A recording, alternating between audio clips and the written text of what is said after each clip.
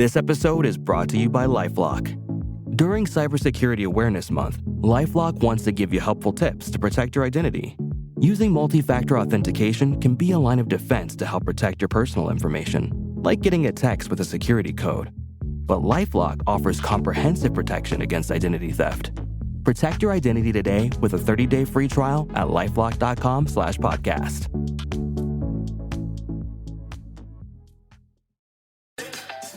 Atheists, agnostics, long-haired weirdos, short-haired weirdos, vandals, hooligans. The government, hug the government, love the government, hug the government, love the government, hug the Welcome to The Politics Guys, a place for bipartisan, rational, and civil debate on American politics and policy. I'm Trey Warndorf, a political scientist at Oklahoma Christian University, and I'm joined by Ken Katkin, a professor of law at Chase Law School.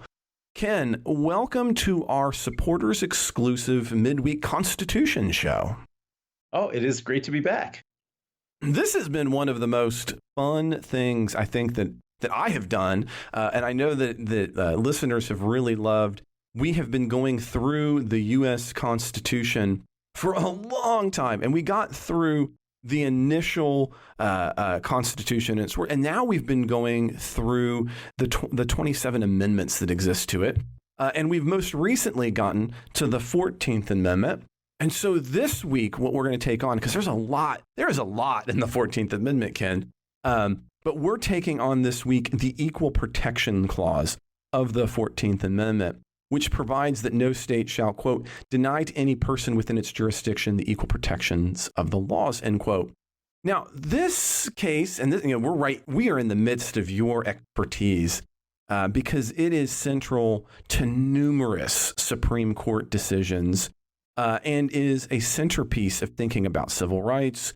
And it has really shaped a lot of our understanding of equality in the United States. Now, the 14th Amendment, we've talked a little bit about this. These are the 13th, the 14th, and the 15th are the Reconstruction Amendments. They're ratified after the Civil War, in the case of the 14th in 1868. And the intent of the Equal Protection Clause is very clear. It was to stop states from discriminating against blacks. But the text of the clause itself is worded very broadly, and it's come a long way from just that purpose. So today, for example, despite the fact that the reference is specifically to states, the clause has been read into the Fifth Amendment to prevent the federal government from discriminating as well. And so again, this is an era, and I think I don't know how many even of our listeners recognize, I think for a lot of people, their kind of historical context is, okay, we made this really bad bargain with slavery, but we had to have enslaved persons in the United States. But we knew it was bad, but we had to do it anyway because that's what got us the Constitution. Wasn't that evil? But don't feel too bad, white people, because just around the corner was Abraham Lincoln, and he freed all the slaves. And then since then, everything's been kind of fine. I mean, don't you kind of get that sometimes from your students? That's kind of the arc that they have, Ken. That's, and then it's just kind of done at that juncture.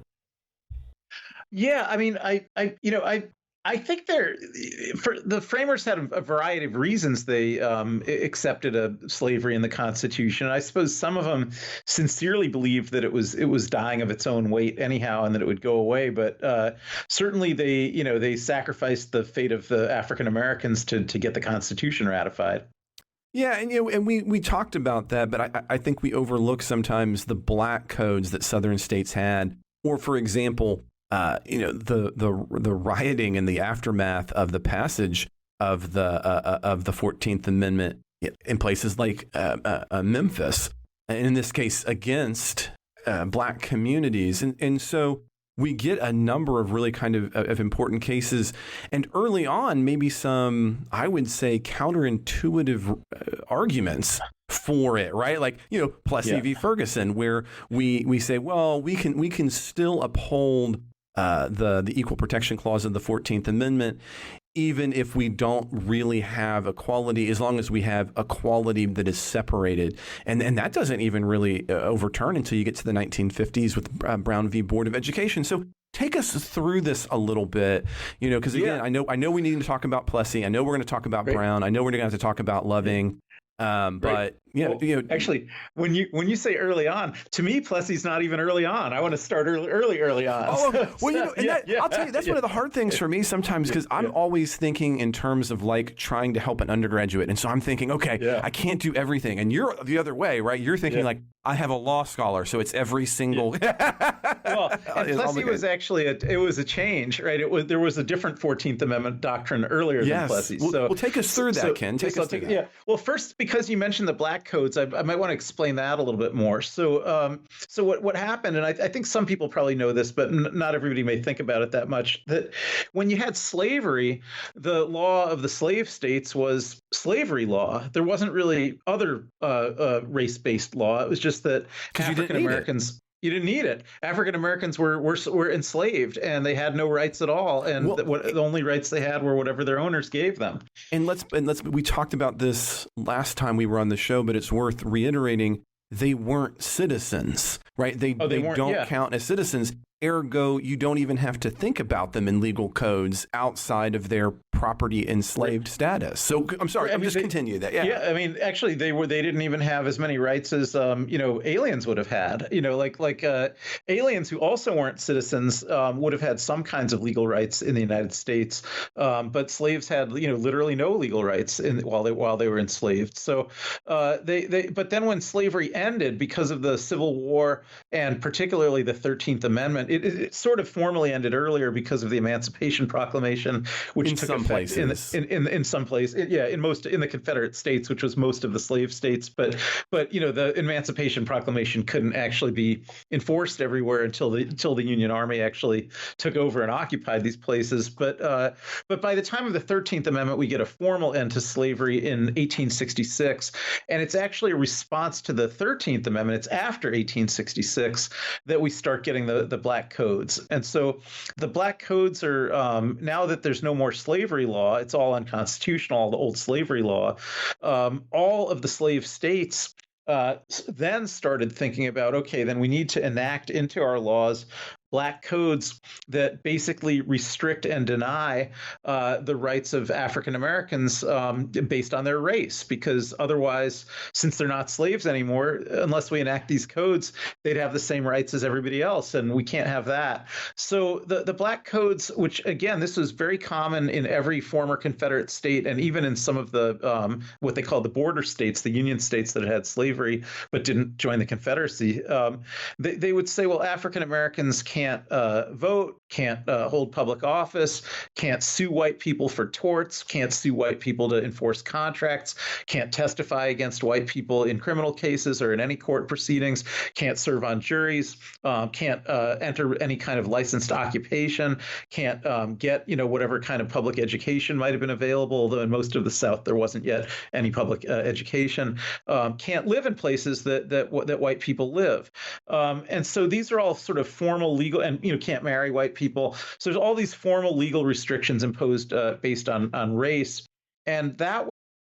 This episode is brought to you by LifeLock. During Cybersecurity Awareness Month, LifeLock wants to give you helpful tips to protect your identity. Using multi-factor authentication can be a line of defense to help protect your personal information, like getting a text with a security code. But LifeLock offers comprehensive protection against identity theft. Protect your identity today with a 30-day free trial at lifelock.com/podcast.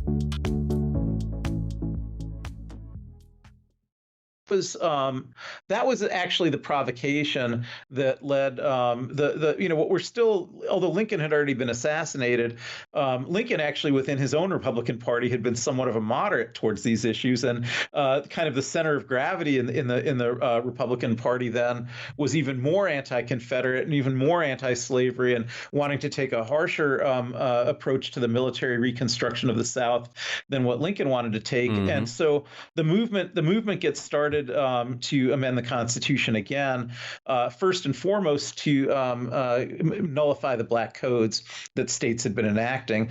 And in fact, one step on the way there, Congress did pass a Civil Rights Act in 1866 to try to nullify some aspects of the black codes, but there was some question about whether Congress had the power to do that under the unamended original framers' Constitution, because the idea was, as we talked about in earlier episodes, Congress needs an enumerated power to pass federal statutes, and there wasn't really any enumerated power to pass civil rights laws. And so people had some doubts about whether the 1866 Civil Rights Act was constitutional or whether it was unconstitutional for lack of an enumerated power. And so with those kind of doubts being expressed, Congress, the people that were in Congress then submitted the 14th Amendment. And we've been talking about the 14th Amendment for a few shows already, but the Equal Protection Clause was the particular part of the 14th Amendment that was designed to overturn the black codes. And one other thing I'll say about the language of it, it's actually some of the only language in the 14th Amendment that's totally counter-traditional. So most of the other language that we've been talking about, the Privilege and Immunities Clause, the Due Process Clause, those are phrases that were already in the Constitution elsewhere. There was a Privilege and Immunities Clause in Article 4, Section 2 that we talked about. There was a Due Process Clause in the Fifth Amendment that we talked about. So these were phrases that had some interpretation, and now they were being extended into more situations or more contexts than where they were before, primarily as limits on state governments, whereas they had previously, in the case of due process, it had previously only been a limitation on the federal government. But equal protection is just totally brand new. There really was no concept of equality in the framers' Constitution, and there almost couldn't have been because it was a constitution that accommodated slavery.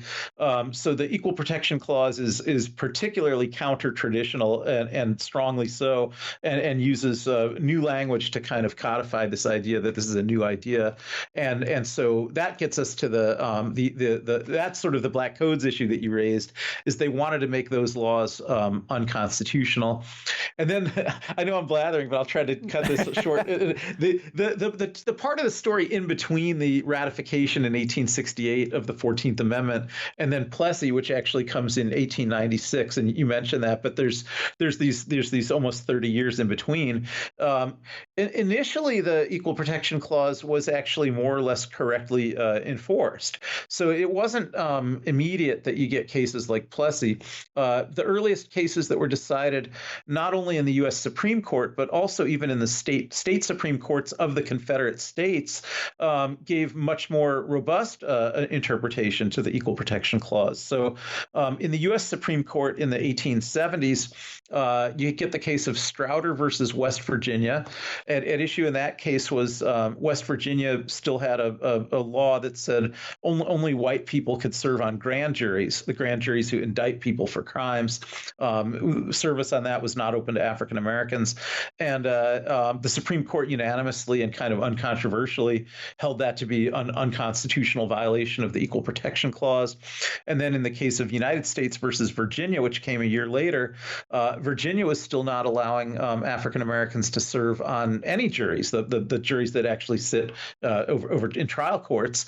And again, the Supreme Court said, no, that's obviously unconstitutional under the Equal Protection Clause. There were state court decisions, and you remember this is sort of the period of time where the military, the U.S. Army is still occupying the South. Anybody that was a Confederate, would not have been allowed to hold any office in the South at that time. So the justices who were on courts like the Alabama Supreme Court, were actually not the kind of ardent racists that you'd later associate with that court. But these were people that the Union Army installed there, and so they had a more sympathetic interpretation of the 14th Amendment. And the Alabama Supreme Court actually did decide that anti-miscegenation laws that prohibited interracial marriage violated the Equal Protection Clause of the 14th Amendment. So you get rulings like that right in the 1870s. So when the clause was fresh and new, substantially all the courts that interpreted it said, well, what it basically means is people can't be denied legal rights because of their race. And so if you have state laws that are classifying people based on race and giving African Americans fewer rights than whites have because of their race, then that violates the Equal Protection Clause. But it's really 30 years later and 20 years after the military reconstruction ends that you get to the Plessy. And I know you wanted to talk about Plessy a little bit. I'm sorry to say, but I have to cut Ken off right there to end this ad-supported preview of the Politics Guys exclusive supporter midweek show. So that means you've got to become a supporter of the Politics Guys if you want to be a part of this show. And it's really easy to do. Head to patreon.com/politicsguys and select your level of support and unlock the rest of this 14th Amendment conversation on the Equal Protection Clause with myself and with Ken right now. Again, head to patreon.com/politicsguys. You can also support the show on Venmo, where we're at Politics Guys, or on PayPal. All of those are in the support links, as well as at politicsguys.com/support. You're going to get a whole lot more than just this show, although this show is a big part of it. You're going to get the opportunity to listen to all of our Constitution shows and all of our listener question shows and so much more. And some of that more would be being a part of our Discord group. It's really active. It's a lot of fun. And you can chat with myself, Trey, and Mike, and others on our Discord. But you're going to have to head to patreon.com/politicsguys. You can unlock this and so much else. Take a look. Find the level of support that works for you and become a member now. If you're not in a position to financially do it, but you would like to get some more of our midweek shows, it's a possibility. I just need you to reach out to us at mail@politicsguys.com so we can get you set up. Now, whether you're a supporter or not, don't forget that subscribing, rating to, and sharing episodes like this one in whatever podcast app you use is very important to medium-sized podcasts like the Politics Guys. So I just want to say that if you get anything else you'd like to add, you can always reach us at mail@politicsguys.com or on Facebook or X. You're going to find all of those links in the show notes. The executive producers of the Politics Guys are Bruce Johnson, Wilma Marino, Daniel Toe, Ryan Beasley, and Don Oglesby. We'll be back this weekend with a full episode for all, and I hope you'll join us then.